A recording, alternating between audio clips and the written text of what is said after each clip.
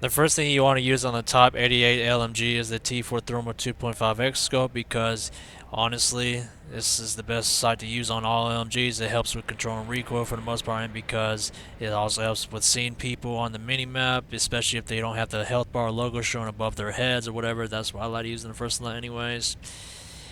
And then in the second slot we have the XDR Hollow. The XDR Hollow is better, is the best sight for me because the iron sights don't get in the way of the sight. And the third slot we have the Ghost Hybrid 1.5-4x to help with medium range gunfights. And if you're not a big fan of thermals, this is also your next best option for that sort of thing.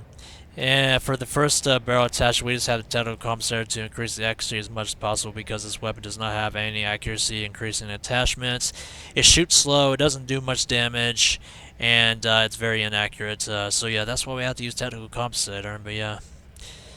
And then the second slot, if for whatever reason you decide you want to move around a flank with this weapon behind enemies, then you can switch the rep suppressor and just staff the minimap to people that are 30 meters or more away.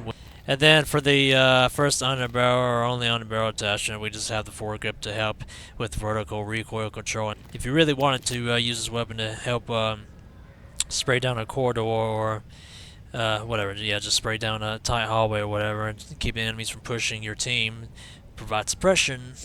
Just yeah, stick a bipod in on the one of the underbarrel attachment. Yeah, one of the underbarrel attachments. I just have it in the second slot in my case, but if you wanted some better hipfire accuracy, then I would just run this instead. Really, that's if you wanted to though. But for me personally, I'm just always going to be running the foregrip because that's honestly the best attachment for most encounters, anyways. But yeah.